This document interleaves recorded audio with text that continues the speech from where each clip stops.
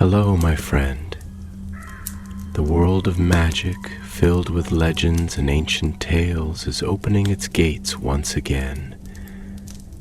Tonight, in the Gryffindor dormitory by the crackling fireplace, I will share another story with my friends. Join us, for the magic is about to come alive. Dawn crept across the towers and set the lake like a small mirror of sky. Hermione woke with the determined calm of someone who had packed her bag twice the night before, checked her parchment list thrice, and planned every minute until supper. Today was the charms practical. Professor Flitwick had hinted at OWL-level surprises, and Hermione meant to greet them with a steady hand and a neat wand flourish. She slipped into the great hall, steam lifting from porridge and a scatter of owls softening the rafters with their wing beats. Notices buzzed across the tables like trapped bees. Educational decree this, High Inquisitor that. Hermione kept her eyes on her schedule while others grumbled.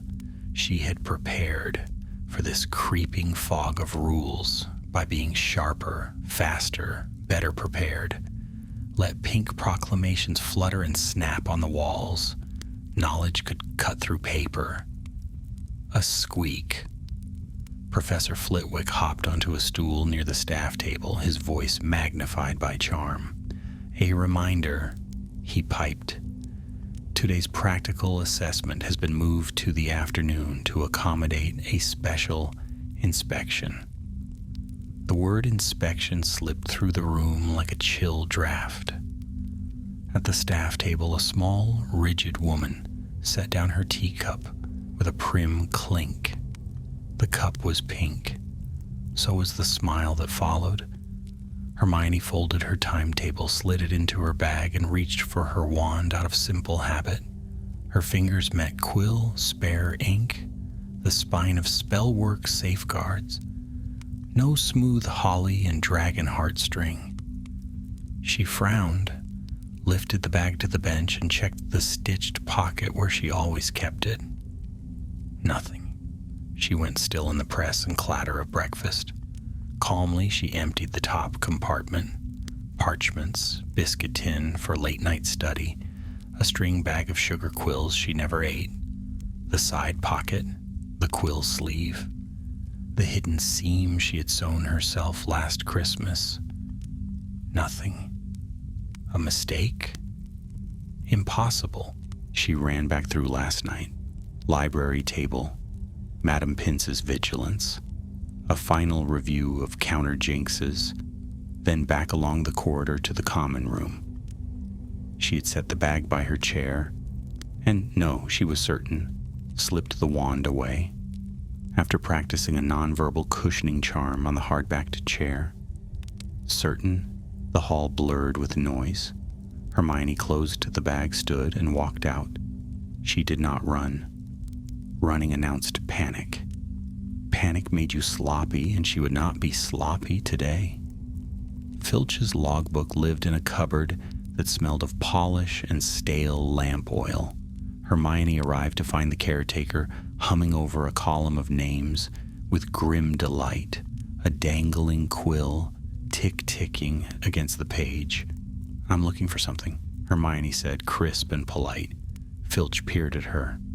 "Aye, many are, and few deserve it." "My wand is missing." His mouth twitched like a cat discovering cream.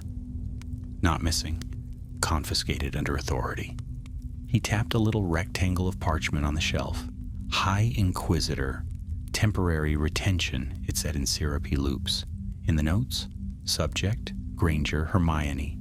Item, wand. Reason, pending investigation. "Investigation into what?" Hermione asked. Filch savored the pause. "Tampering with restricted cases in the library.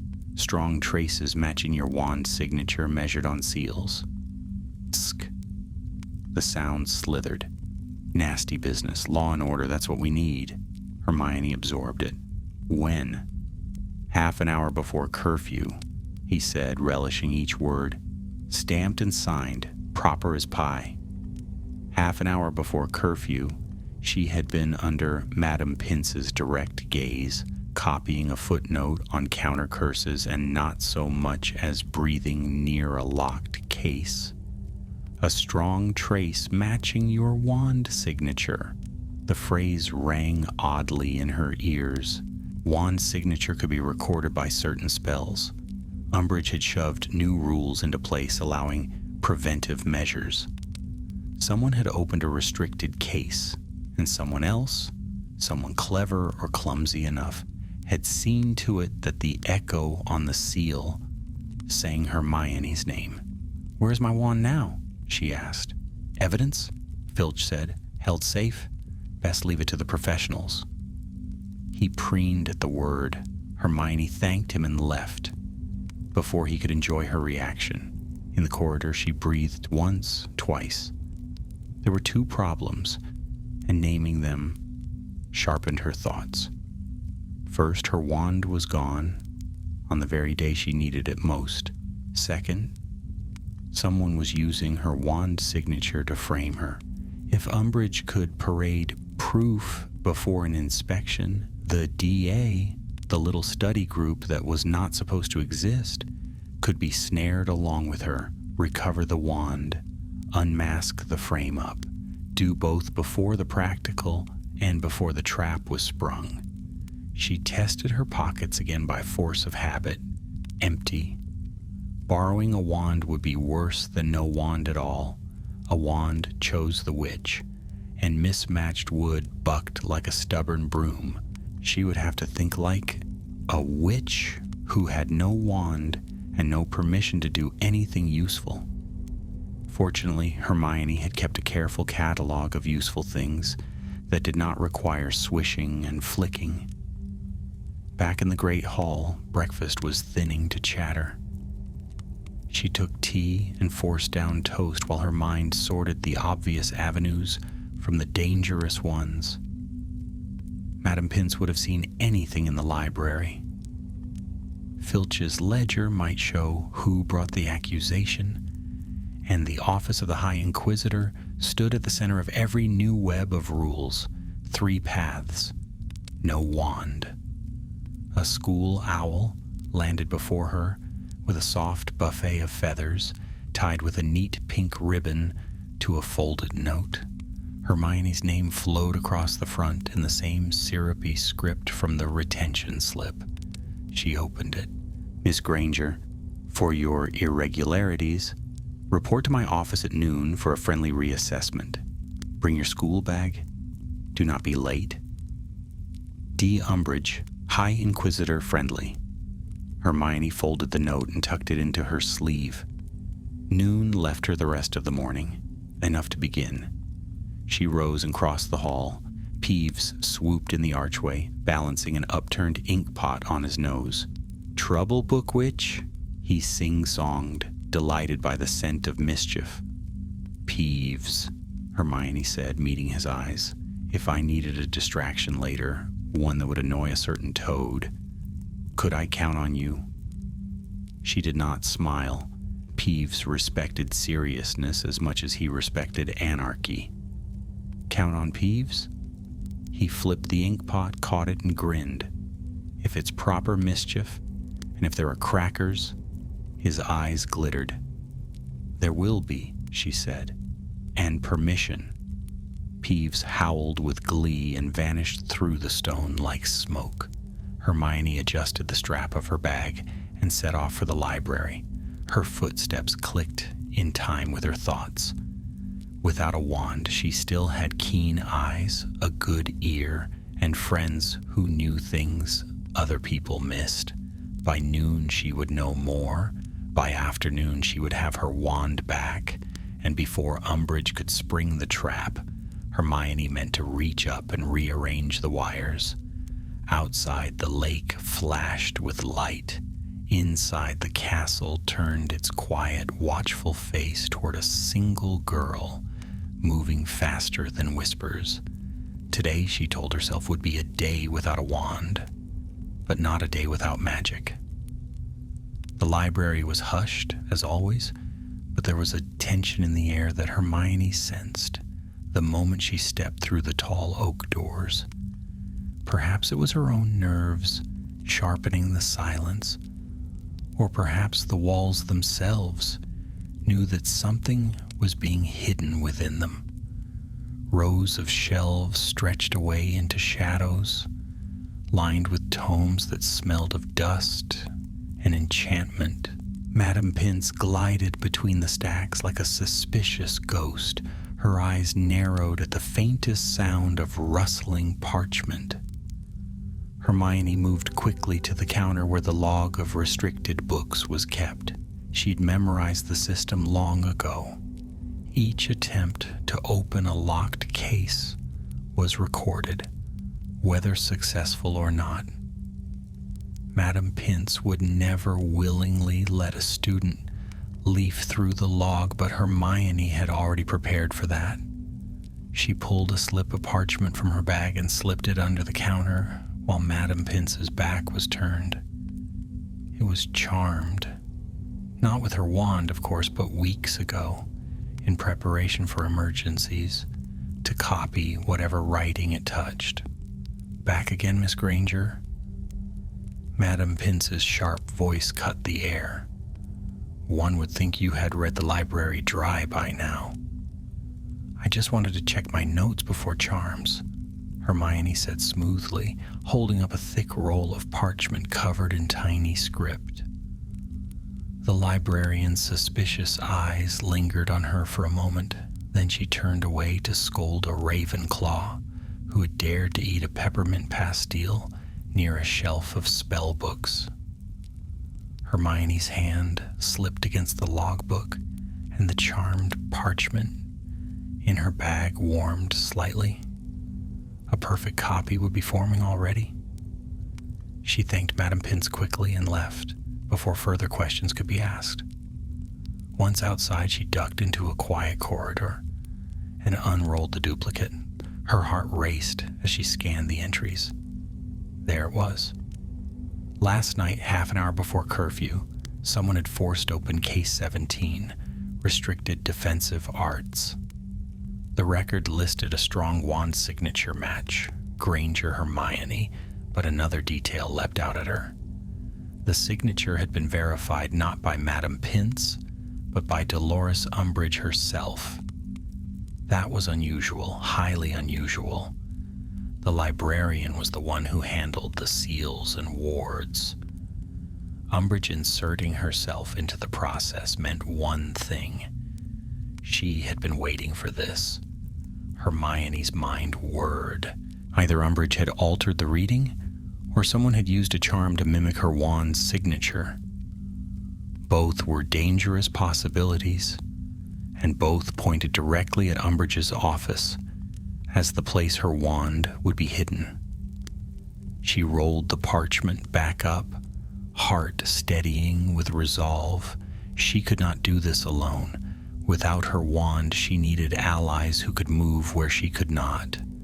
Neville Longbottom was exactly where she expected him to be, in the greenhouses, sleeves rolled up, dirt under his fingernails, and an expression of stubborn concentration on his face as he coaxed a puffapod into blossoming. Neville, Hermione said in a low voice, stepping into the warm, humid air of the greenhouse, I need your help. He looked up, startled, then concerned. What's wrong? You look like you're plotting something.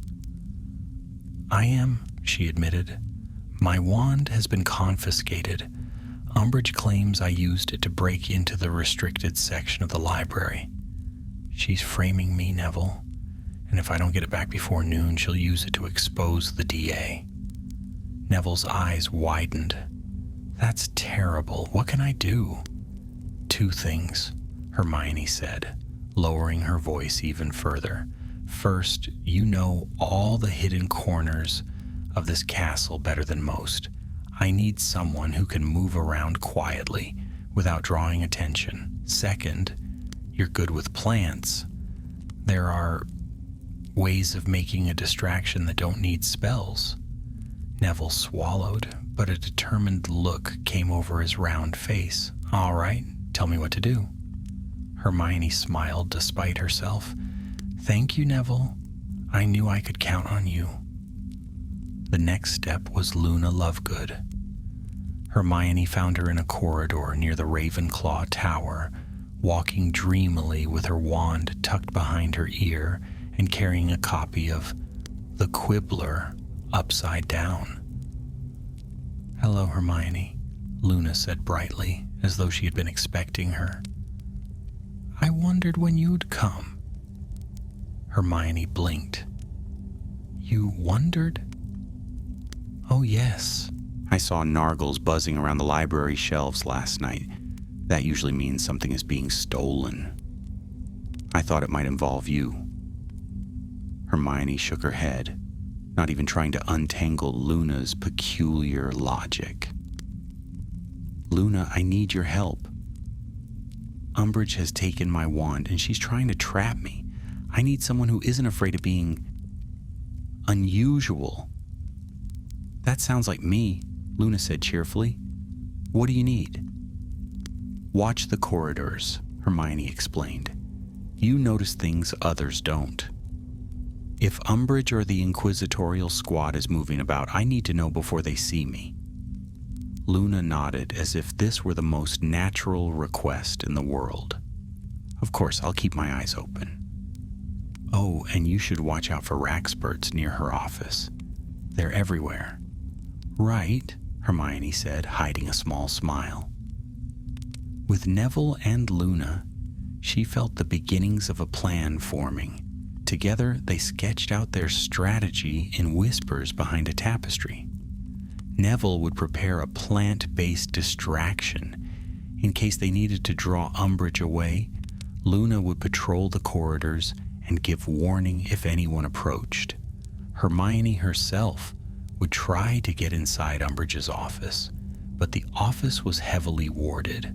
Without her wand, she could not break those wards directly. That was where Peeves would come in. A well-timed commotion could draw Umbridge out and give Hermione the moment she needed.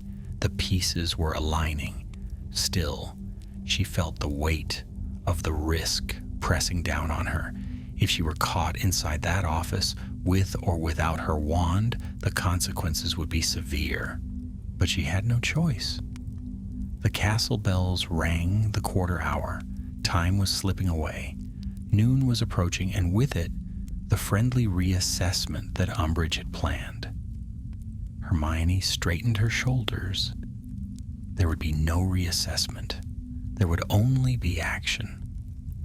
And so the hunt for her wand truly began. Hermione hurried through the winding corridors of Hogwarts, her bag pressed tightly to her side. The castle seemed to shift and breathe around her, staircases creaking, portraits muttering in their frames, as though the very stones knew she was about to meddle with something dangerous. Noon was creeping closer with every heartbeat. If she was to recover her wand and expose Umbridge's trick, there could be no hesitation. She stopped beneath the great tapestry of Barnabas the Barmy, attempting to teach trolls ballet. Neville and Luna were already waiting. Neville's face was red from running, and he carried a small, wriggling pot in both hands. Thick green vines spilled from the rim, twitching as though eager to lash at anything that came close. It's a snargaluff, Neville explained breathlessly. Well, part of one. I trimmed it down to fit the pot. It won't like being confined. If you need a distraction, just give it a prod. Hermione stared at the pot. Its knotted, thorny surface looked alarmingly alive. Will it attack? She asked cautiously. Only if you're near, Neville admitted. But that's the point, isn't it? If we let it loose in a corridor, nobody will dare go near until it's calmed down. That should give you time. Brilliant, Hermione said, tucking the knowledge away. She glanced at Luna. And you? Luna tilted her head dreamily. I walked near Umbridge's office this morning. She has a whole line of teapots on her shelf, but one of them hums. I don't think teapots are meant to hum, are they? Unless they've been charmed. I expect that's where she's keeping your wand. Hermione's pulse quickened. A teapot? Yes, Luna said simply. Pink with roses. Very ugly. That sounded exactly like Umbridge. Hermione almost smiled. Luna might have seemed distracted, but she noticed what others ignored. If her wand was truly hidden inside a charmed teapot, then Umbridge wasn't only keeping it for evidence. She was using it for something more. We'll need to get inside, Hermione said, lowering her voice. But we can't break the wards head on. Peeves will have to lure her out. Neville, you'll be ready with your Snargaluff if any of the inquisitorial squad comes sniffing about. Luna, you'll keep watch at both ends of the corridor. I'll slip inside. Neville bit his lip. But Hermione, you won't have your wand. What if you get caught in there? Hermione met his worried gaze. Then I'll think faster than they do. That's all I can do. Before either could argue, she heard the faint whoosh of air and looked up to see Peeves tumbling through the ceiling like smoke. He spun once in the air and hovered upside down, grinning from ear to ear. Book Witch, is it mischief time already? He sang. Yes, Hermione said firmly. We need Umbridge out of her office. Can you make her leave? Peeves cackled. Make her leave? I can make her dance, sing, and throw a fit. What shall it be, Book Witch? Exploding ink? Singing chamber pots? Something loud, Hermione said. Something she can't ignore. Peeves saluted and zipped away with a gleeful shriek. The three of them hurried through a side passage, and soon they were crouched behind a suit of armor near the corridor that led to Umbridge's office. Hermione peered out carefully. The door, painted pink to match her taste, was sealed with glowing wards. Beyond it lay shelves of lace and china, and if Luna was right, the teapot that held her wand. They waited. The castle was silent but for the occasional pop of torches. Then, faintly at first, came the sound of a shriek. A crashing noise followed, something shattering, then another scream.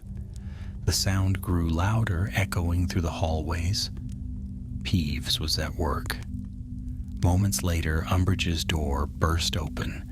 The woman herself came storming out, her face blotchy pink with fury. She brandished her wand as if she meant to hex the air.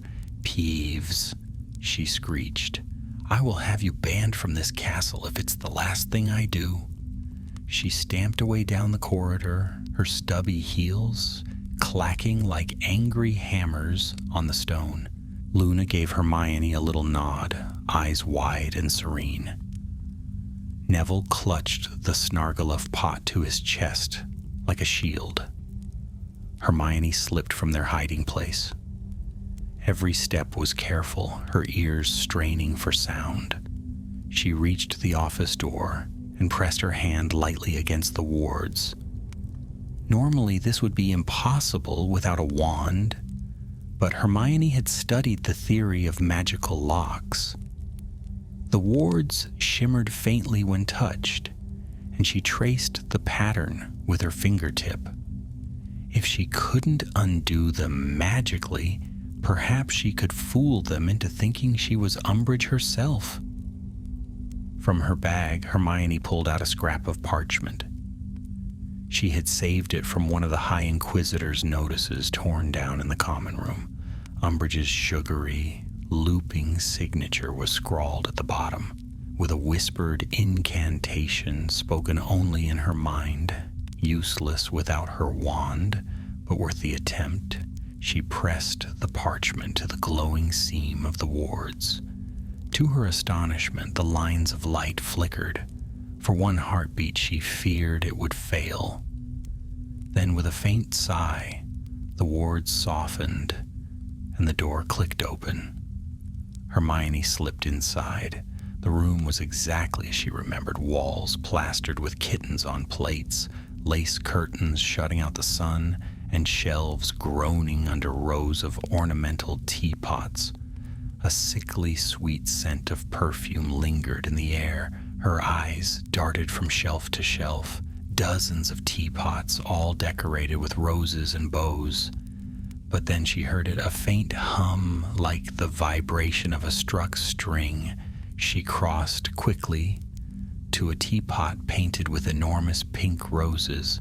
As Luna had said, it was ugly in a way that felt deliberate, almost menacing. Hermione leaned close.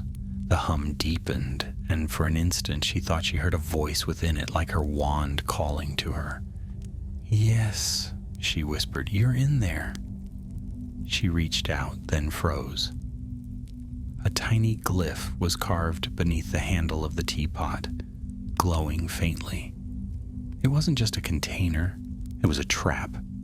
If she touched it, the glyph would trigger. Umbridge would know instantly. Her mind raced. No wand, no counterspell. How could she disarm it?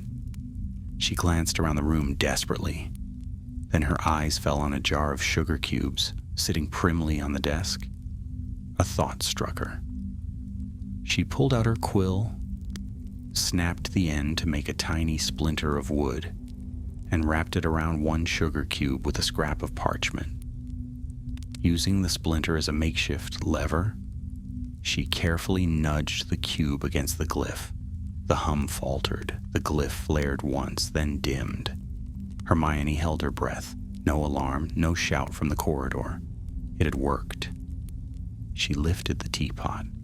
It was surprisingly heavy. Tilting it, she peered inside, and there, nestled in the hollow, was her wand. Relief surged through her, so strong she nearly dropped the pot. She reached in, fingers brushing the familiar smooth wood. When the office door slammed shut, Hermione spun around. The wards had flared back to life, sealing her inside. And in the doorway, wand raised and eyes glittering with cruel delight, stood Draco Malfoy. "Well, well," he drawled, his prefect badge gleaming. "Looks like the mudblood has been caught red-handed." Hermione's fingers tightened around the cool curve of the teapot, her wand still nestled within. For a moment she froze, heart hammering, eyes locked on Draco Malfoy's smirking face. He lounged in the doorway as though he owned the room, pale hair glinting in the dim light, his wand steady in his hand. Behind him, the wards flickered shut, sealing her inside like a trap. "Caught in the act," Draco said softly, savoring the words. "I don't know what's worse, Granger. That you thought you could sneak into Umbridge's office without being noticed, or that you thought you could get away with it." Hermione lifted her chin, fighting to keep her voice calm. "You don't know what you're talking about." "Oh, I think I do." Draco's smirk widened. "Umbridge told us to keep watch. She said you'd slip up eventually. And here you are, hand deep in her teapot like a common thief. She'll love this. Imagine Hermione Granger, star student, rule breaker, liar, thief." Hermione's mind raced. If Malfoy dragged her before Umbridge now, it was over. The trap would spring. The DA exposed, her wand forever out of reach. She could almost feel time running out, slipping through her fingers like sand. "You're wrong," she said quickly, trying to stall. "If you think Umbridge trusts you, you're a fool. She's using you, Malfoy, just like she's using everyone. When she's done, she'll throw you aside like she does everyone else." Draco's eyes flashed, though his smirk held. "Nice try, Granger. but some of us know how to be on the winning side. She needed more time. Any second now, Luna or Neville might realize she was in trouble, but she couldn't rely on that. She had to act. Her gaze darted around the office, shelves groaning with teapots, lace doilies, the jar of sugar cubes. Nothing useful. Nothing. Unless Hermione took a slow step back, closer to the shelves. "All right," she said evenly. "Take me to her then. But if you think she'll be pleased with you, you don't know her as well as I do." Draco narrowed his eyes. Suspicion flickered across his face. "What are you playing at?" "I'm not playing at anything."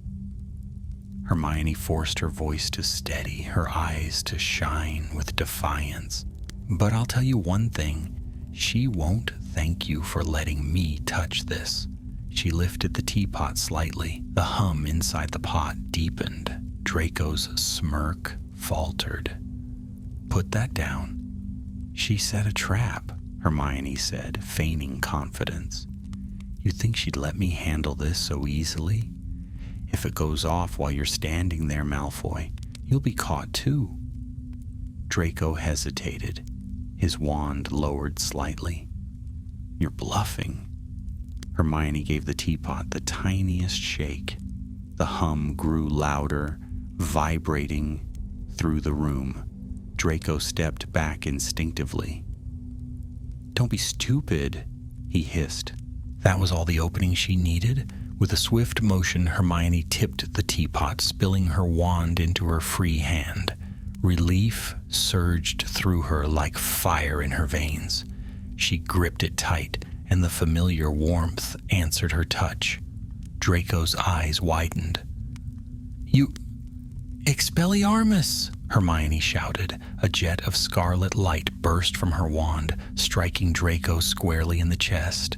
His wand flew from his hand and clattered against the far wall. He staggered backward, his smirk vanishing, replaced with shock and fury. Hermione darted forward, wand raised. "Get out of my way, Malfoy!" But before she could press her advantage, the door behind him slammed open with such force the shelves rattled. Dolores Umbridge herself waddled in, pink cardigan bristling, eyes blazing with triumph. "Well, well, well," she purred in that dreadful, sugary voice. "What have we here? Caught red-handed, Miss Granger? Tut-tut.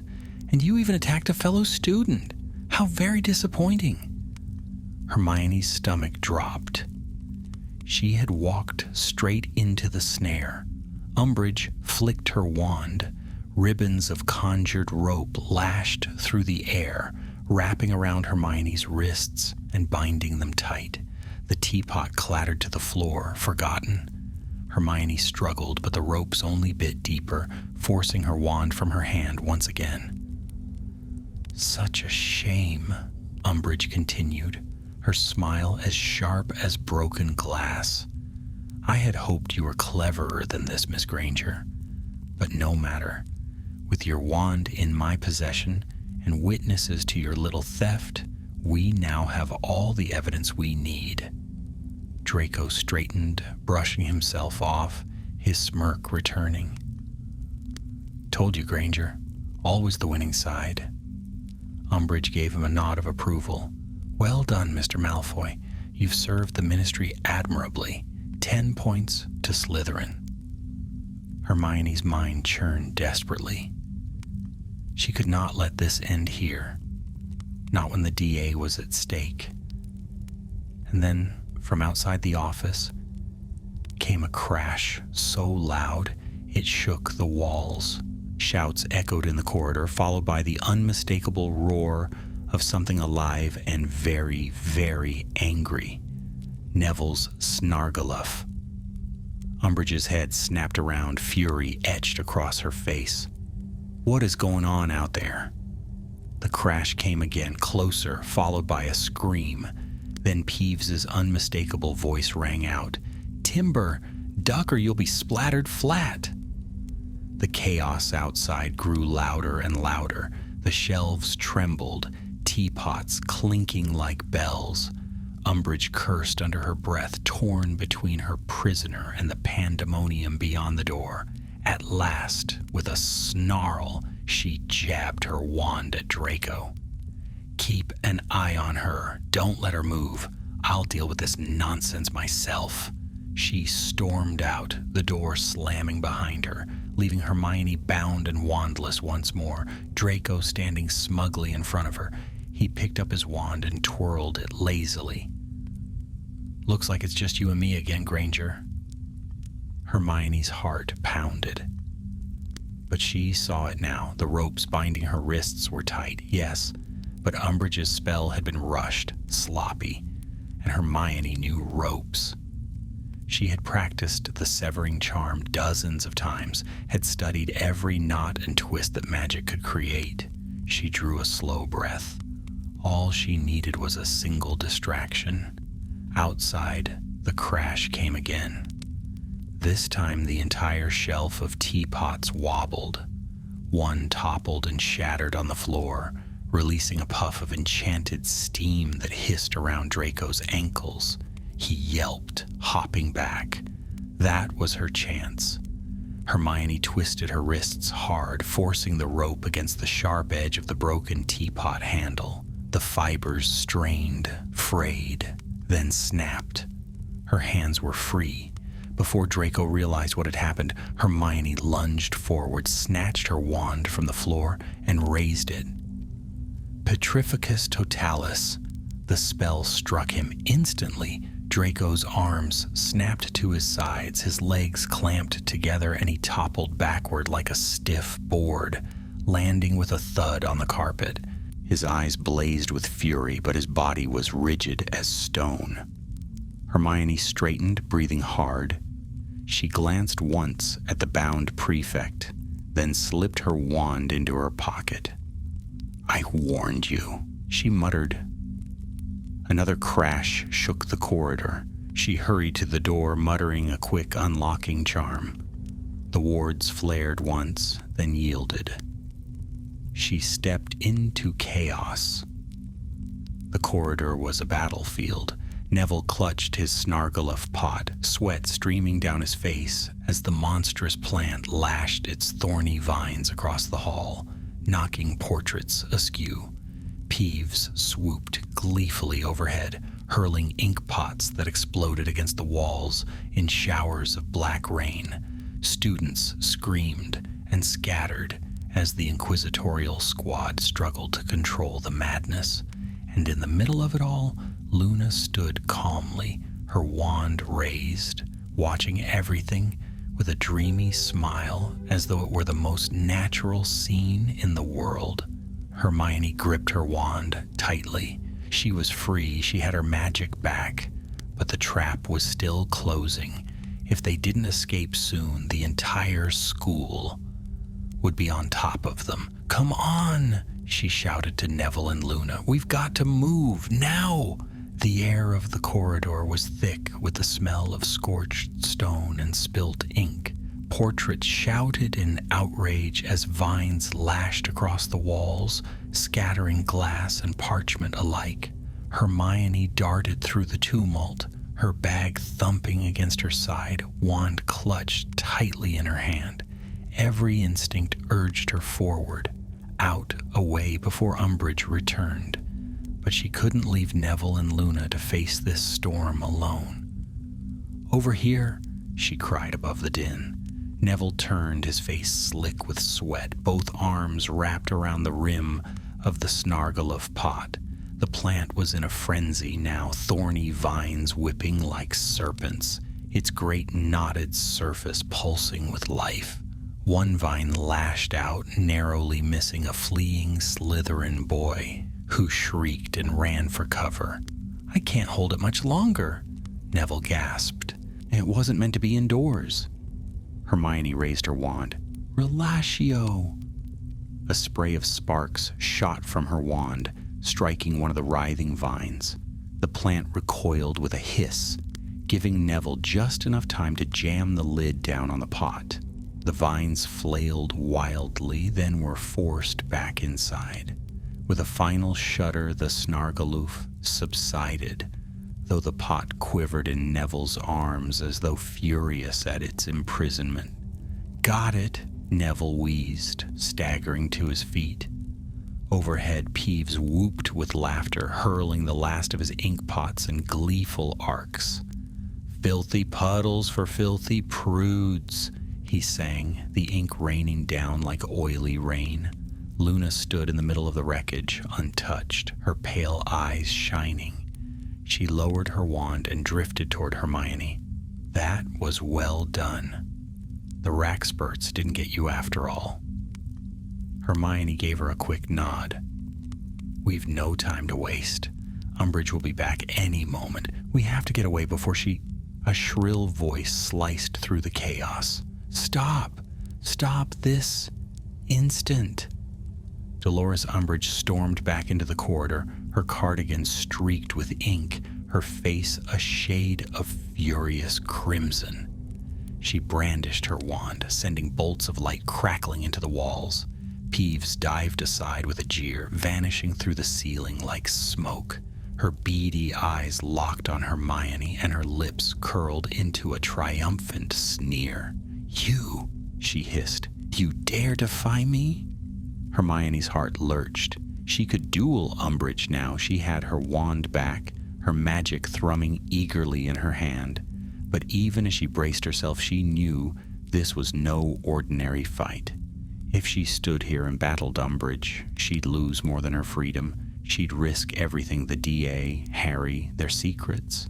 She met Neville's eyes, then Luna's. Both were waiting, trusting her to decide. "Run," Hermione whispered. They sprinted.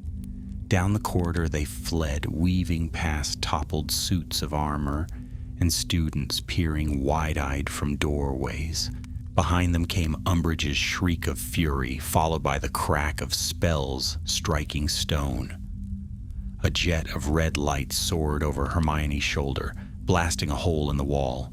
Dust rained down, stinging her eyes, but she kept running. "Faster," she urged. Neville clutched the quivering pot, stumbling under its weight, but he didn't falter. Luna moved as if gliding, her long hair streaming behind her, serene even in flight. Hermione led them around a corner, down a flight of stairs, through a narrow passage she knew would twist and confuse anyone unfamiliar with its tricks. At last they burst into a quieter corridor, panting. Hermione leaned against the wall, her chest heaving, the weight of the last half hour pressing down on her. "We need to hide," Neville gasped. "She'll keep chasing us." Hermione wiped dust from her cheek. "The room of requirement," she said. "It's the only place safe enough. Come on." They hurried upward, past shifting staircases and whispering portraits, every footstep echoing like a drum in Hermione's ears.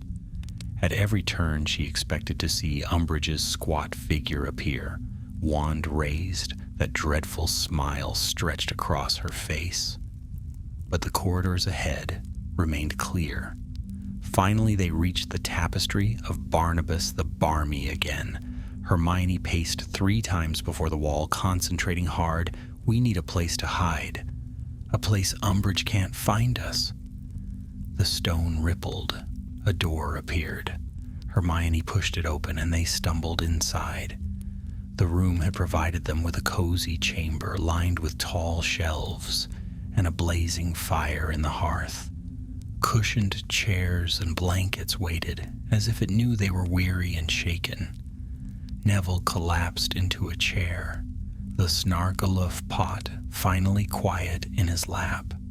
Luna settled cross-legged on the floor, gazing into the fire as though it were telling her secrets. Hermione dropped her bag onto the table and drew out the parchment she'd copied from the library's logbook. She smoothed it flat with trembling fingers. "This is what Umbridge was after," she said, her voice tight. "She tampered with the library records, made it look like I broke into the restricted section. She even used my wand signature. She planned to use it to expose the DA. Neville frowned. But you've got your wand back. She can't use it now, can she? Hermione hesitated. The memory of the glowing glyph beneath the teapot's handle made her shiver. I'm not sure. If she charmed my wand to act as a tracker, then she could still use it to find us, to find the room. I don't think she's finished yet. Luna looked up dreamily. Then we'll just have to finish before she does. Hermione studied her, surprised by the simple wisdom in her words. Finish before Umbridge did. That was exactly it. They had to act to turn the trap back on its maker before the noose closed around them. She took a deep breath, her resolve hardening. You're right. We can't just hide here. We have to turn this against her. If we don't, she'll keep tightening her grip until she's crushed us all. Neville shifted uneasily. What are you planning? Hermione's eyes gleamed in the firelight.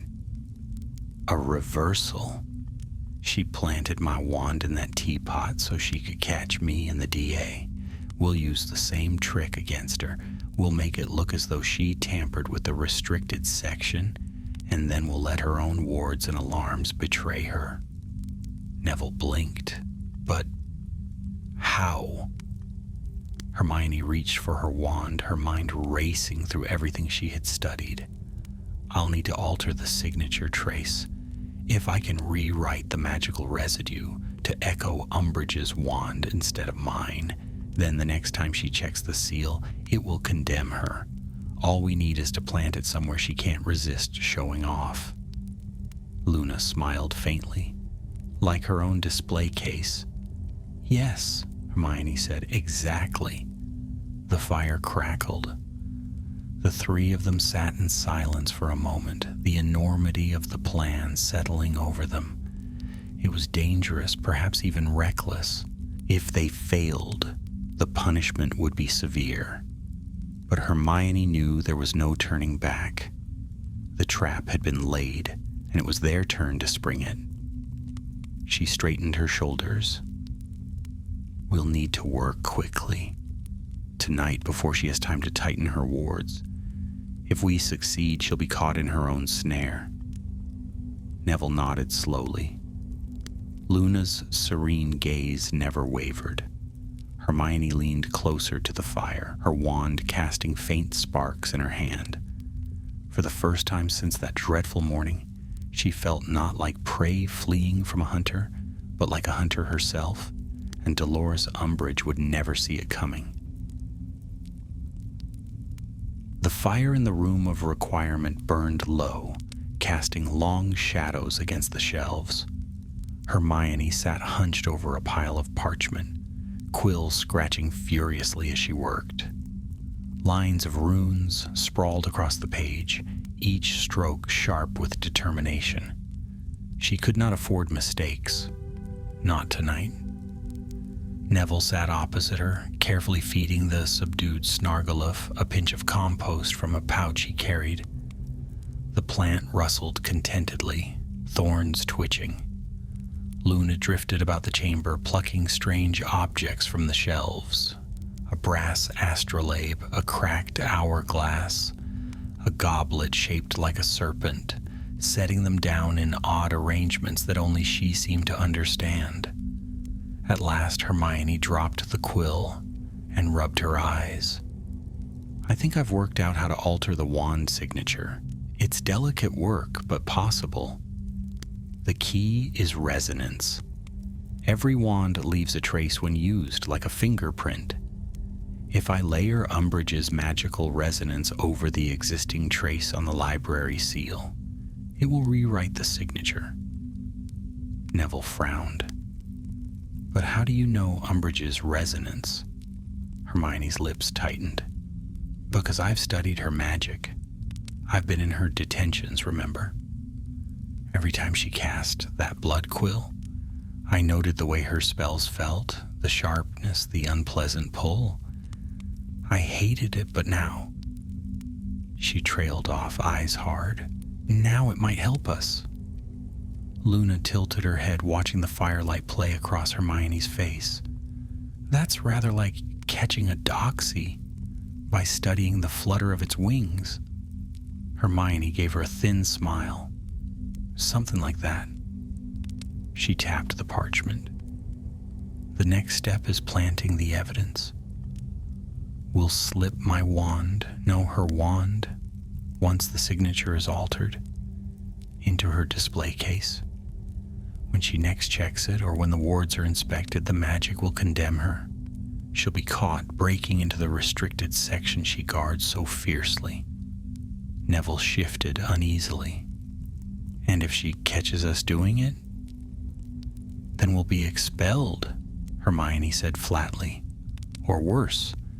But if we do nothing, she'll expose the DA and destroy everything we've worked for.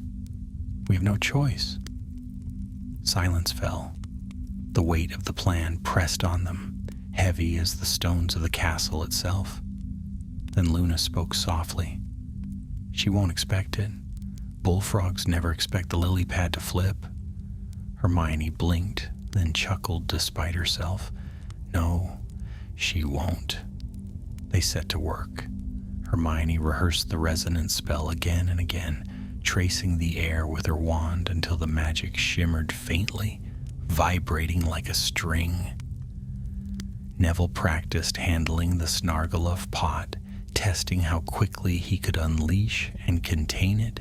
Luna wandered the room, humming, her eyes far away, but when Hermione finally slumped back in exhaustion, it was Luna who pressed a steaming cup of tea into her hands, as though she had known exactly when it was needed. Hours passed. The fire burned to embers. The plan sharpened in Hermione's mind, step by step. Alter the signature, plant the wand, set the bait. By the time the bells tolled midnight, she felt ready. Tonight, she whispered, we do it tonight. The castle slept as they crept through its corridors. Shadows stretched long and deep, moonlight pooling through the high windows. The only sounds were the whisper of their footsteps and the distant creak of shifting staircases. Hermione led the way, wand raised, Neville close behind, clutching the Snargaluff pot, Luna bringing up the rear with her dreamy gaze fixed on the flickering torches. Every corner might conceal a prefect. Every stair might shift and betray them, but luck, rare, precious luck, seemed to be on their side. At last they reached the corridor outside Umbridge's office. The wards shimmered faintly across the door, casting a sickly pink glow. Hermione's stomach clenched at the sight, but she steadied herself. "Ready?" she whispered. Neville nodded, though his hands trembled. Luna smiled serenely. Hermione took a deep breath and lifted her wand. She pressed its tip against the wards, muttering the incantation she had practiced for hours. The magic stirred, a ripple running through the shimmering barrier. She closed her eyes, reaching into memory. Umbridge's voice, cloying and cruel, her wand flicking with sickly precision, the sting of the blood quill cutting into her skin. She forced herself to recall every detail, shaping it into the resonance she needed. The wards quivered, the ripple deepened, spreading outward until the glow shifted from soft pink to harsh rose, the very color of Umbridge's magic. Hermione's heart leapt. It was working. She pulled her wand back, panting. The trace is altered. Now for the rest. Neville set the Snargaluff pot gently on the floor, just in case. Luna drifted forward, her eyes on the shimmering wards. "They look angrier now," she murmured, "like hornets."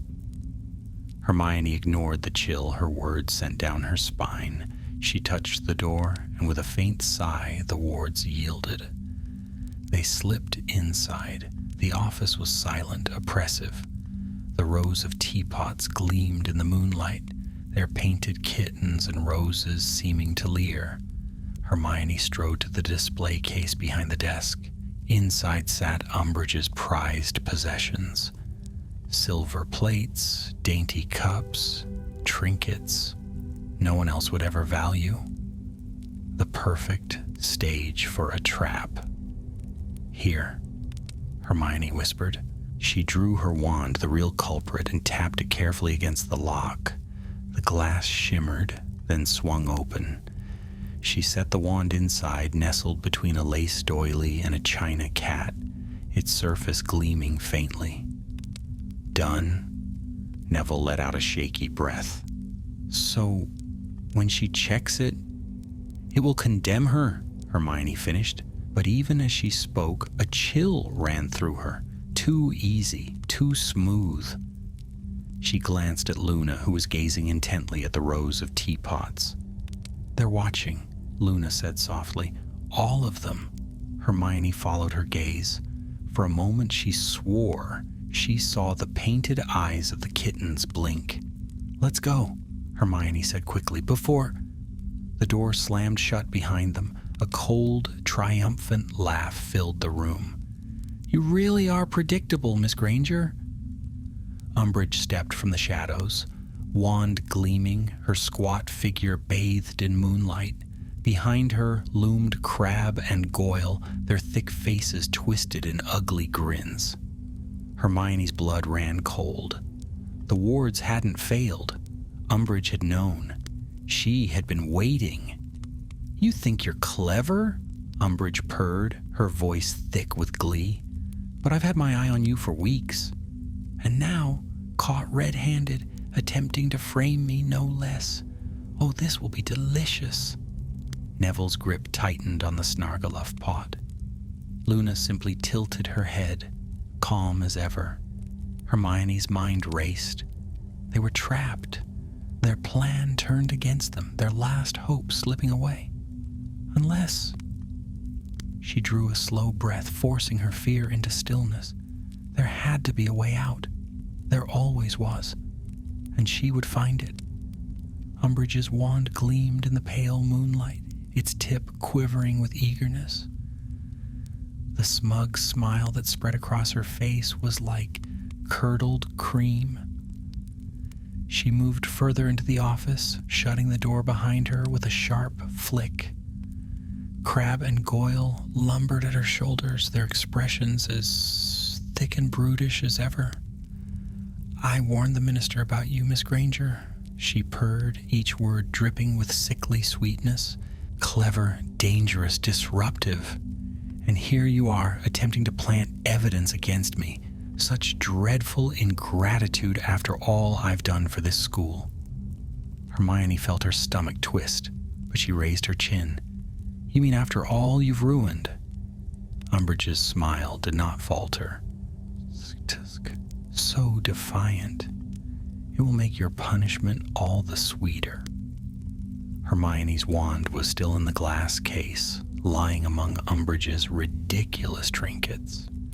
She had no chance of reaching it before the toad-like witch struck her down. Neville shifted nervously beside her, clutching the Snargaluff pot, while Luna tilted her head dreamily as though the situation amused her. "You've played your game," Umbridge continued. "Now it's my turn. In the morning, the headmaster will hear how you tried to frame a Hogwarts High Inquisitor. You will be expelled, and your little friends..." Her eyes glittered as they darted to Neville and Luna. "Will not escape either." Hermione's heart hammered. If she was expelled, if the DA was exposed, everything they had fought for would collapse. She forced herself to think, what did she still have? Neville's plant, Luna's strange, unshakable calm, and Peeves, perhaps still nearby if luck held. "Expelled?" Hermione said, forcing her voice steady. "For what? You've no proof." "But I do," Umbridge crooned. She gestured to the wand gleaming inside the glass case. "There it is, plain as day. Your wand caught where it should not be. The wards will sing of your guilt to any who examine them. A perfect piece of evidence. The ministry will be so impressed." Hermione's eyes flickered to the case. For the first time, she felt the faintest surge of triumph. Because she remembered what she had done, the signature was no longer hers. It belonged to Umbridge. If the wards truly sang, they would not condemn Hermione. They would betray the witch standing before her. But Umbridge mustn't suspect. Not yet. "You're wrong," Hermione said firmly. "Check the trace. See for yourself." Umbridge narrowed her eyes. "Do you think I'm a fool?" "Yes," Hermione said before she could stop herself. Crabbe and Goyle snickered until Umbridge silenced them with a glare. Her face flushed an ugly shade of puce. "Enough of your insolence. You will learn your lesson, Miss Granger, and you will learn it now." Her wand shot upward. Hermione's pulse spiked. She dove aside just as a jet of red light seared past her ear, scorching the lace curtains. "Neville now!" she shouted. Neville dropped the lid of the Snargaloof pot. The monstrous plant erupted instantly, its vines whipping through the office like furious serpents. One smashed into the shelves, sending teapots crashing to the floor. In an explosion of china, Crabbe yelped as a thorny vine wrapped around his ankle, dragging him off balance. Goyle tried to hack at another vine with his wand, but it knocked the weapon clean from his hand. Umbridge shrieked in fury, hurling spell after spell at the Thrashin plant, each curse sparking against the vines with bursts of light. But the Snargaloof was relentless, striking from every side, filling the office with chaos. Hermione seized her chance. She darted to the glass case, heart pounding, and wrenched it open. Her wand leapt into her hand, warm and familiar, as though it had been waiting for her. Power surged through her. She turned, raised her wand, and shouted, "Protego!" A shimmering shield burst before her just as Umbridge's curse struck. The impact flared against the barrier, rattling the shelves, but Hermione held firm. Neville wrestled with the writhing Snargaloof, trying to keep it from destroying everything in sight. Luna drifted serenely through the chaos, plucking a teapot from the air just before it smashed and setting it gently on the desk, as though oblivious to the battle raging around her. "You meddlesome children," Umbridge shrieked, her voice rising to a hysterical pitch. "You think you can outwit me? I am the law here. Hermione cut across her, her voice sharp as a whip. "Then prove it. Check the wards. See whose magic truly lies on that case." The words struck like a blow. For the briefest instant, doubt flickered across Umbridge's face, and then Peeves appeared. He burst through the ceiling with a howl of delight, clutching a stolen chandelier that dangled precariously in his hands. "Watch her, Toady!" he shrieked, and hurled the chandelier directly at her. Umbridge shrieked, stumbling back. The chandelier smashed against the floor, shards flying, the crash loud enough to wake half the castle. The wards on the case flared in response, triggered by the disturbance. They shimmered, pulsing brightly, and then a voice rang out, cold and mechanical, echoing through the room. "Trace detected, wand resonance, Dolores Jane Umbridge." The words hung in the air like a judgment. Umbridge froze. Her mouth opened and closed, but no sound came. Crabbe and Goyle gawked, dumbfounded, as the glowing wards repeated the declaration again and again. Hermione's lips curled into a hard smile. "There's your proof." Umbridge's fury returned in a flood. She lunged toward Hermione, wand raised high, but the Snargaloof lashed out, striking her squarely in the chest. With a scream, she toppled backward into her own shelves, a shower of teapots raining down upon her. "Time to go," Hermione shouted. Neville yanked the Snargaluff's vines back into the pot with all his strength. Luna skipped lightly toward the door, humming as though the chaos behind her were no more troubling than a summer storm. Hermione followed, her wand steady, her heart blazing with victory and fear. They burst into the corridor, Peeves whooping after them, and sprinted down the passage before Umbridge could drag herself free of the wreckage. For now they had won. The trap had been reversed. The evidence turned. But Hermione knew the battle was not over. As they pounded down the stairs, breathless and exhilarated, she clutched her wand tight and whispered to herself, "Tomorrow the game changes." The next morning broke gray and restless, as though the castle itself had spent the night tossing and turning. Clouds pressed low over the towers, and the great hall buzzed with a kind of uneasy energy. Students huddled in small groups at their tables, whispering furiously, glancing toward the staff table where Dolores Umbridge sat stiffer than ever, her cardigan splattered with faint stains of soot and china dust she had been unable to scrub away. Hermione entered with Neville and Luna at her side, her wand safe once more in her pocket. She had slept little. What few hours she managed were haunted by the echo of the wards proclaiming Umbridge's name. Yet despite the weariness clinging to her, a current of quiet triumph pulsed beneath her skin. They had done it. They had survived a night in the very jaws of the trap and turned it back upon its maker. As they crossed the hall, a hush spread around them. Students stared, some with awe, others with open suspicion. Slytherins whispered behind their hands, their eyes narrowing.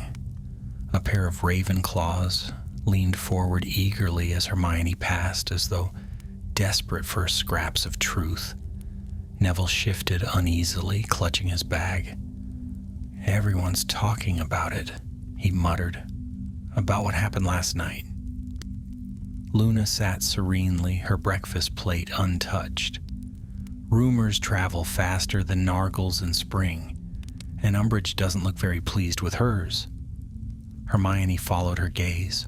Umbridge sat bolt upright, her lips pressed so tightly they had nearly disappeared. She sipped her tea with trembling hands, her eyes darting across the hall like a cornered animal. Every now and then a whisper reached her ears, and her cheeks flushed an ugly purple. At the far end of the staff table, Professor McGonagall sat with her usual composure, but Hermione thought she detected a spark of satisfaction in the sharp lines of her face. Dumbledore, too, though grave, seemed to watch Umbridge with a quiet, knowing calm. Hermione bent over her toast, lowering her voice so only Neville and Luna could hear. "The wards revealed her name. If anyone else investigates that seal, they'll see it too. She can't twist that, not without exposing herself further." Neville frowned. "But what if she claims we tampered with the wards? She could still turn it back on us." "She might try," Hermione admitted, "but tampering would leave traces of its own. If she pushes too hard, she risks drawing more attention. That's the one thing she can't afford." Luna took a sip of pumpkin juice, gazing dreamily into the rafters. "She looks like a crumple-horned snorcack, cornered in a thicket. They get rather vicious when they know they've been trapped." Hermione's mouth twitched. "That's what worries me." As breakfast ended, Umbridge rose with unusual abruptness. Her squat figure waddled down the aisle, her heels clicking sharply against the stone. She did not so much as glance at the students around her, though the whispers swelled like a tide in her wake. "Something's coming," Hermione murmured. "She won't let this rest." Her prediction proved true. By afternoon, the summons came in the form of another pink ribbon-tied note delivered by a nervous-looking first year. Hermione unfolded it in the corridor outside Charms, her stomach tightening as she read, "Miss Granger, report to my office at once. D. Umbridge." She slipped the note into her bag. "She's moving faster than I expected." Neville glanced at her anxiously. "Do you want me and Luna to come with you?" "No," Hermione said firmly. "This is between her and me. If she tries anything, she'll only dig herself deeper." But she hesitated, lowering her voice. "Keep an eye on the corridors. If she doesn't let me out, I want you to fetch Professor McGonagall." Neville nodded gravely. Hermione squared her shoulders and made her way to the familiar pink door. The wards shimmered faintly, restored to their usual cloying glow. She knocked once. "Enter," came Umbridge's voice, sweet as poisoned honey. The office was just as she remembered. Shelves of china kittens, lace curtains, the sickly smell of perfume. Umbridge sat behind her desk, her hands folded neatly atop a stack of parchments. She smiled, but it did not reach her eyes. "Miss Granger," she said, her voice low and dangerous. "Do sit down." Hermione obeyed, perching on the edge of the chair. She kept her wand tucked safely out of sight, though her fingers itched to grip it. Umbridge leaned forward. "You have been very busy, haven't you?" "I don't know what you mean," Hermione said evenly. "Oh, I think you do." Umbridge's eyes glittered. "A curious little incident occurred last night. The wards on my case were disturbed, and the trace they revealed was not yours, but mine. How very convenient for you." Hermione held her gaze. Perhaps the wards told the truth. For the first time, Umbridge's smile faltered. "Insolent girl," she hissed. "Do you truly believe anyone will take your word over mine? I am the High Inquisitor of Hogwarts, the Ministry's representative. You are nothing but a meddlesome student." Hermione's heart pounded, but she forced her voice steady. "And yet, the wards spoke your name. Perhaps the castle itself doesn't agree with you." The air between them crackled with tension. Umbridge's hand twitched toward her wand, then stilled. She inhaled sharply, smoothing her cardigan with trembling fingers. "You are clever," she said at last, her voice a dangerous whisper. "Too clever, but cleverness can be broken." Hermione stiffened. "Run along for now," Umbridge said abruptly, her sugary tones snapping back into place. "But know this, Miss Granger, your days of meddling are numbered. I will be watching you. One slip, one mistake, and you will be finished." Hermione rose, her knees shaking, though she refused to show it. She met Umbridge's gaze one last time, then turned and left the office, her heart racing. The corridor outside felt like fresh air after poison. Neville and Luna were waiting. "Well?" Neville whispered. "She knows," Hermione said quietly. "But she can't prove it. Not yet." Luna smiled faintly. "Then it's a game of waiting. She'll try to trap you again, and you'll have to be quicker. Rather like a game of exploding snap, don't you think?" Hermione almost laughed, though her nerves still thrummed. "Something like that." They walked together down the corridor, the castle whispering around them. Hermione clutched her wand in her pocket, determination burning brighter than fear. The battle with Dolores Umbridge was far from over, but for the first time Hermione felt certain of one thing. She was not the hunted anymore. She was the hunter, and the Toad would learn that even without a wand, Hermione Granger could not be outwitted. The castle had grown restless. It showed in the way staircases jerked with more stubbornness than usual, in the way portraits muttered louder as students passed, in the way whispers gathered in corners like cobwebs. Something was building and everyone knew it. By evening, the talk was everywhere. Some said Umbridge had been caught cursing teapots in the middle of the night. Others swore she had hexed herself by accident and blasted half her office apart. A few bolder Gryffindors even claimed she was under investigation by the Ministry itself. None of it was confirmed, but the rumors spread like fiend fire. Hermione listened in silence, saying nothing. She, Neville, and Luna kept close watch in the common room, always speaking in murmurs, always checking that no one was listening. The memory of the wards crying out Umbridge's name still rang in her ears, but she knew victory was fragile. Umbridge had been humiliated, yes, but humiliation would not tame her, it would drive her to strike harder. By the following morning, her fears proved correct. Educational decree. Number 26 appeared on the walls of every corridor.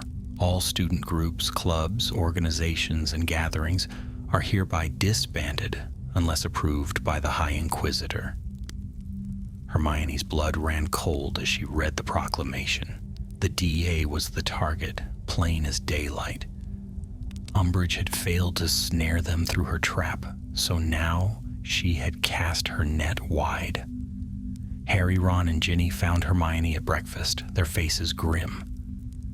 "This is about us," Harry said flatly, slamming the decree down on the table. "She knows." "She suspects," Hermione corrected, though her voice was tight.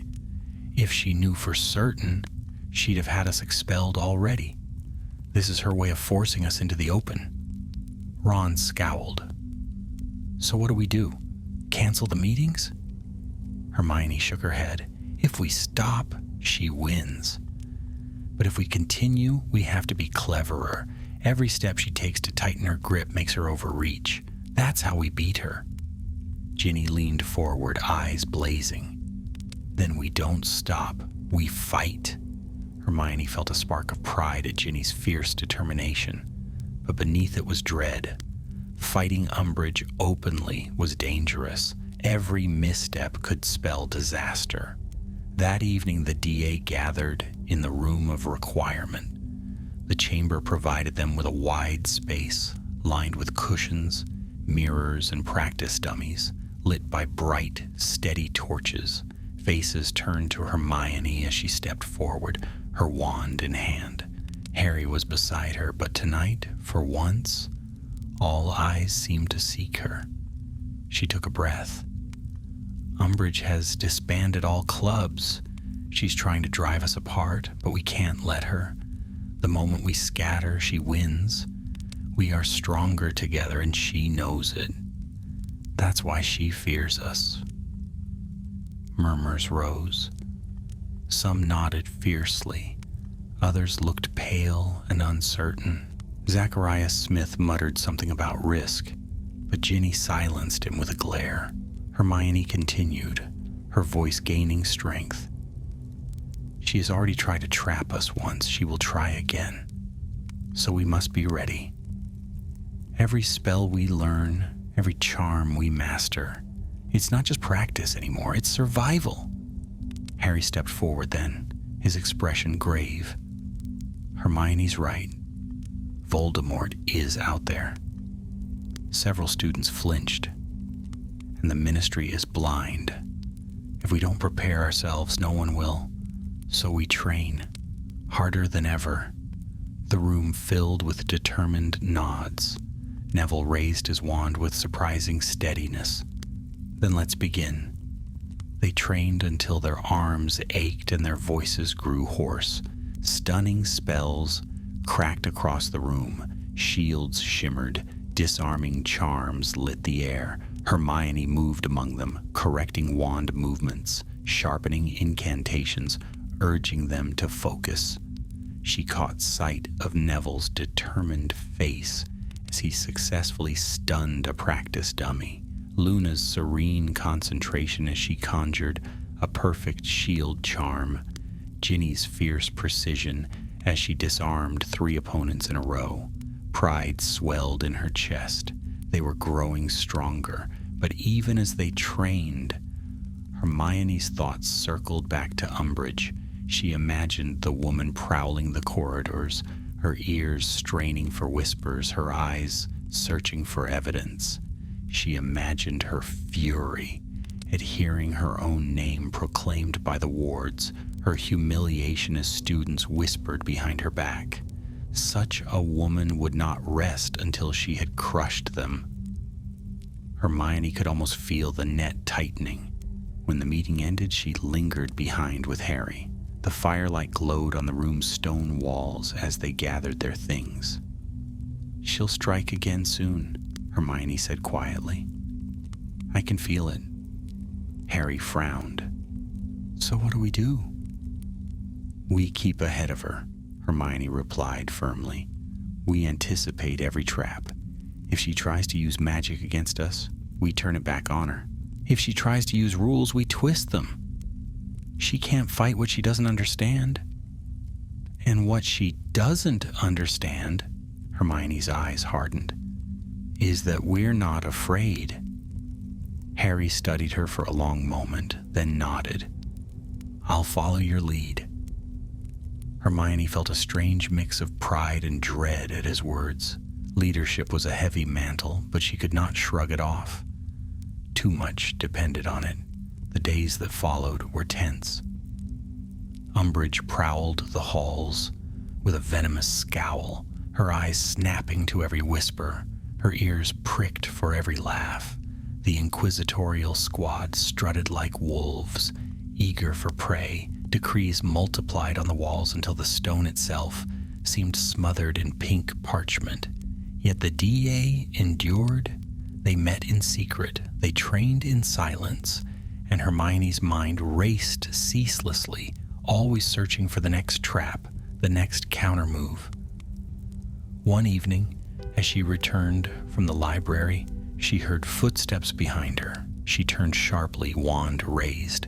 It was Filch, clutching a crumpled scroll, his face alight with malicious glee. "Got you now, girl," he wheezed. Caught red-handed. Hermione's heart lurched. Filch waved the scroll. "Anonymous tip. Says you've been sneaking about, plotting against the High Inquisitor, and I've got proof? Oh yes, proof enough to see you thrown out on your ear." Hermione's mind raced. If Filch truly had evidence, it could only have come from one place. A traitor. Someone had betrayed them. Her stomach clenched. The DA was in greater danger than ever, and Dolores Umbridge, she realized, was already moving her counterstrike into place. Filch's grin was wide enough to show every crooked tooth in his mouth. He clutched the scroll as if it were treasure, his squinty eyes gleaming with triumph. "Caught you proper this time, missy," he wheezed. "The High Inquisitor will be most pleased indeed." Hermione forced herself to remain calm, though her pulse thudded painfully in her ears. She couldn't show fear, not to Filch, not to anyone. "Let me see that scroll," she demanded, her voice sharper than she felt. Filch hugged it to his chest like a miser with gold. "Oh no, not a chance. This here is ministry business. Says you've been sneaking off to secret meetings, stirring up trouble, and look, names." He waved the scroll, though still keeping it clutched tightly in his grip. "A whole list of names, yours right at the top." Hermione's blood ran cold. Names. That meant the DA. Someone had betrayed them. "Who gave you that?" she pressed, trying to sound more curious than frightened. "Anonymous, it says," Filch crooned, savoring every syllable. "But I don't need to know who. I just need to hand this to Professor Umbridge. And then, oh, what fun we'll have. cleaning the school without magic for weeks on end. Filthy little troublemakers, scrubbing till your fingers bleed.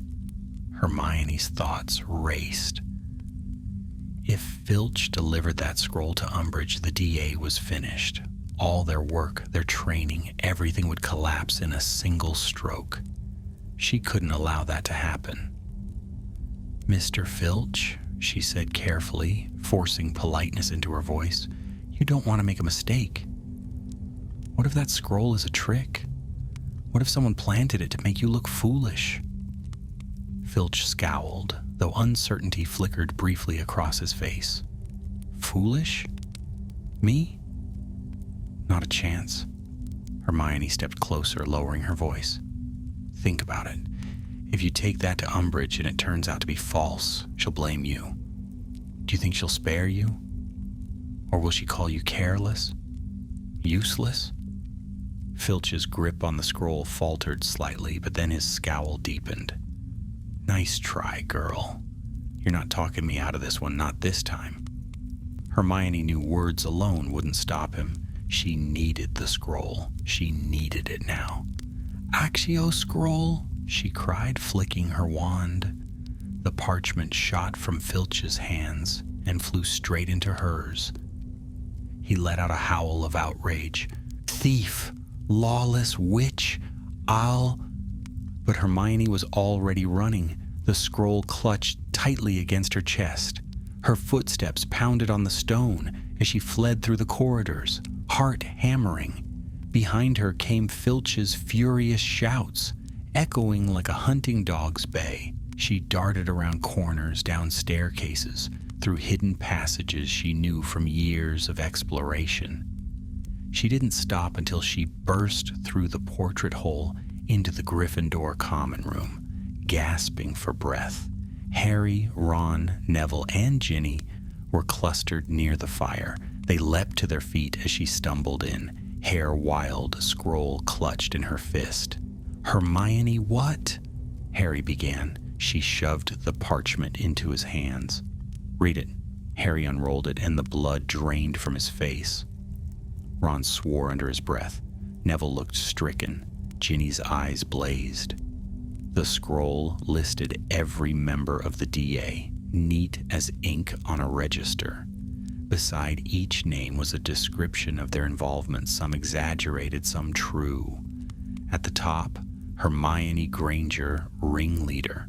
"How?" Neville whispered. "Who would do this?" Hermione's stomach twisted. "Someone in the DA betrayed us. Someone gave our names to Umbridge." The silence that followed was heavy, suffocating, faces pale in the firelight, eyes wide with shock, each one of them thinking the same thing. "Who?" Ginny snatched the scroll from Harry, her jaw clenched. "We can't let her get this. If she finds out—" "She won't," Hermione said fiercely. She drew her wand and whispered, "Incendio." Flames leapt from her wand tip and devoured the parchment. The names curled, blackened, and vanished into ash. The others watched, their faces taut with mingled relief and fear. Harry turned to her. "But the betrayal? If she has another copy—" "She doesn't," Hermione cut in. "I searched the parchment. It wasn't charmed to replicate, but whoever gave her this information is still out there. That's the danger now." Ron's ears turned red. "So one of us—" "Yes," Hermione said flatly. "And until we know who, we're all at risk." That night, sleep eluded her. Hermione lay awake in her four-poster bed, staring at the canopy above, the shadows of the firelight flickering across the fabric. Betrayal gnawed at her thoughts.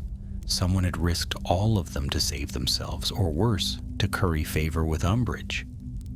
Her mind sifted through the DA members one by one. Ernie Macmillan, proud and talkative. Too proud, perhaps? Cho Chang, earnest but hesitant. Could fear have driven her?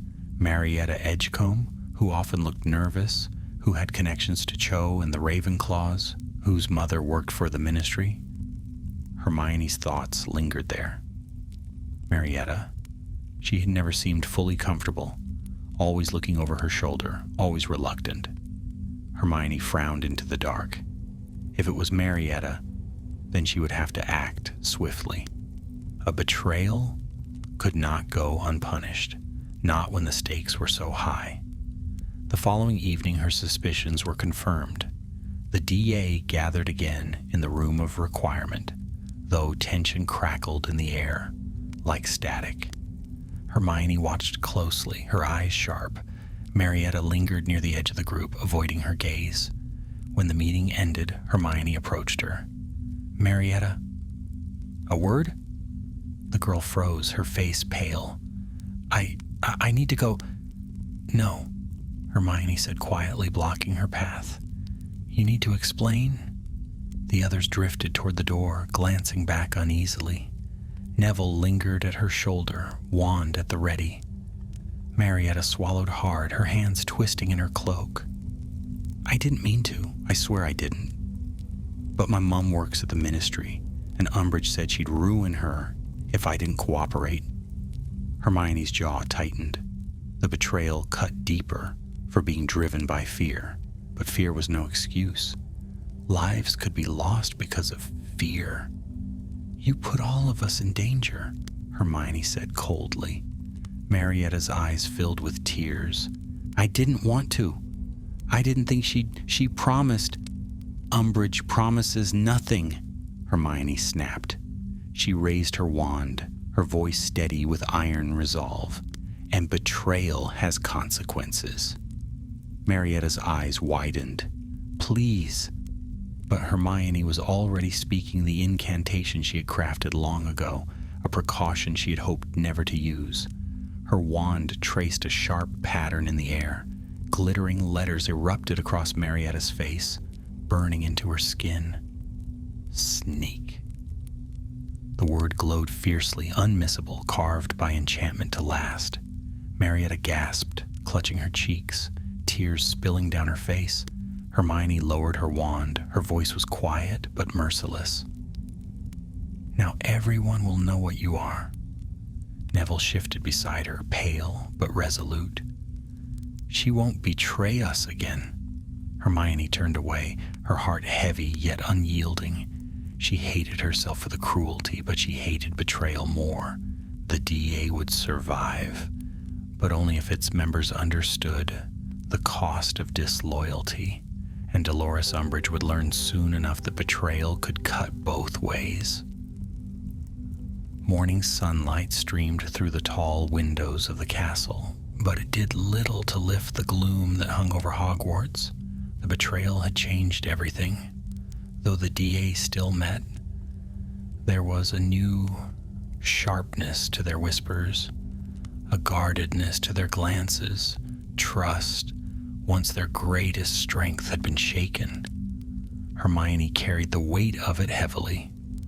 The glowing scar across Marietta Edgecombe's face was proof enough of that. Sneak shone bright as fire whenever she passed through the corridors, and though part of Hermione told herself it was necessary, another part whispered that she had crossed a line. Still, there was no time to dwell on guilt. Dolores Umbridge was not finished. If anything, she was more dangerous than ever. Word had spread that she had petitioned the ministry for enhanced authority.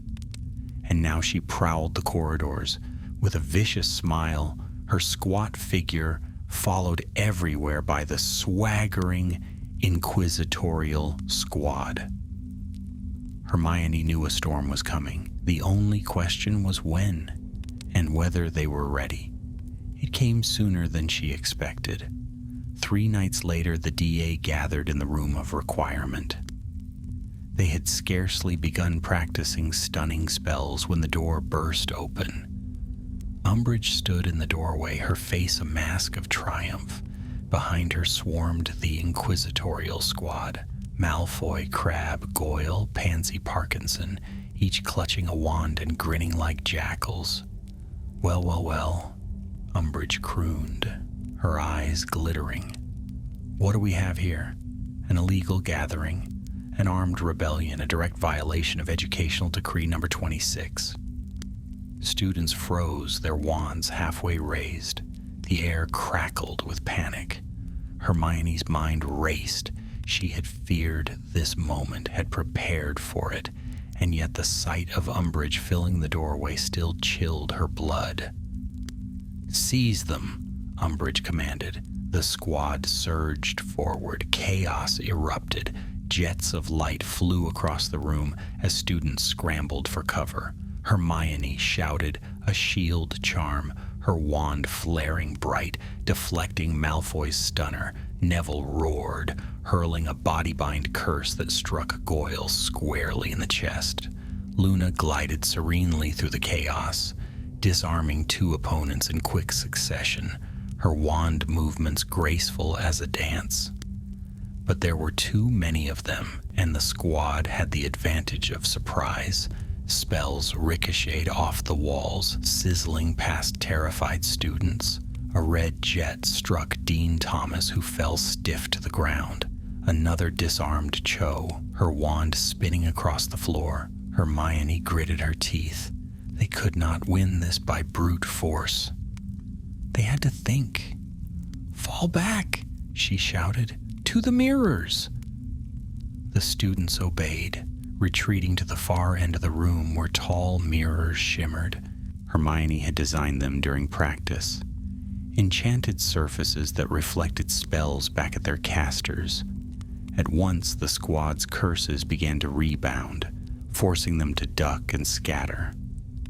Umbridge shrieked in fury. "Enough of this! Stupefy!" Her curse slammed into one of the mirrors, splintering it into shards of light. But in the reflection, something happened Hermione had not foreseen. The mirror caught the resonance of Umbridge's wand, magnified it, and released it in a flood. The room erupted with the mechanical voice of the wards. Trace detected. Wand resonance, Dolores Jane Umbridge. Once again, her name echoed through the chamber. Over and over it repeated, impossible to silence. Students froze.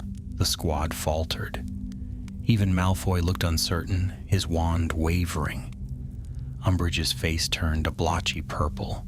"Silence!" she bellowed, but the voice only grew louder, filling the room of requirement like a judgment from the castle itself. Hermione seized the moment. She stepped forward, her wand raised, her voice clear. "You see? Even the castle knows the truth. She's the one tampering with wards. She's the one breaking rules.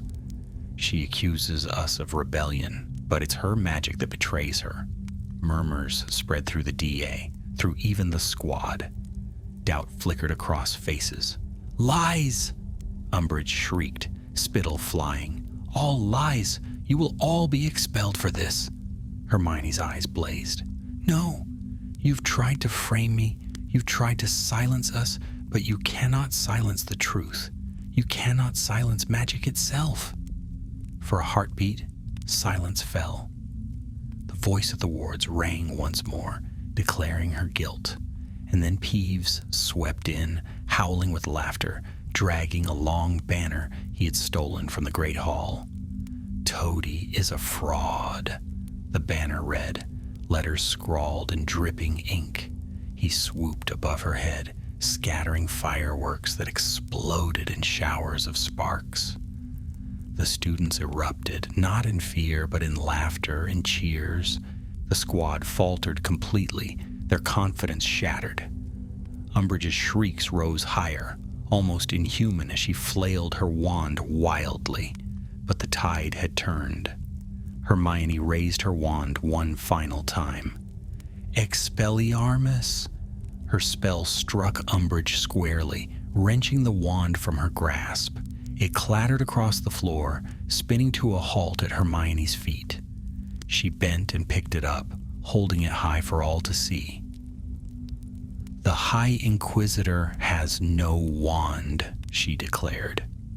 The cheer that followed shook the walls. Umbridge, red-faced and gasping, stumbled backward. The room of requirement, sensing victory, shifted its walls, the very stones pressing her toward the door. Crabbe and Goyle scrambled after her, dragging their stunned comrades. Malfoy lingered a moment, pale and shaken, before bolting as well. At last, the door slammed shut behind them. Silence fell. Hermione lowered her wand slowly, her chest heaving. Around her, the DA stood wide-eyed, trembling victorious. Harry stepped forward, his expression a mixture of awe and gratitude. "Hermione, you saved us." She shook her head. "We saved ourselves. Together." Neville clutched the Snargaluff pot to his chest, grinning despite his exhaustion. Luna smiled dreamily, as though she had known all along it would end this way. Hermione's gaze swept across the faces of her friends, tired, frightened, but unbroken. They had faced betrayal, traps, and the wrath of Dolores Umbridge herself, and still they stood. The day had begun with her wand lost, her power stripped away. It ended with her wand in her hand, her friends at her side, and the truth ringing through the very walls of Hogwarts. Hermione drew a steady breath. The battle was not over, not with Voldemort's shadow still looming, not with the Ministry still blind. But tonight, for this moment, they had won. She tightened her grip on her wand, feeling its warmth pulse against her palm.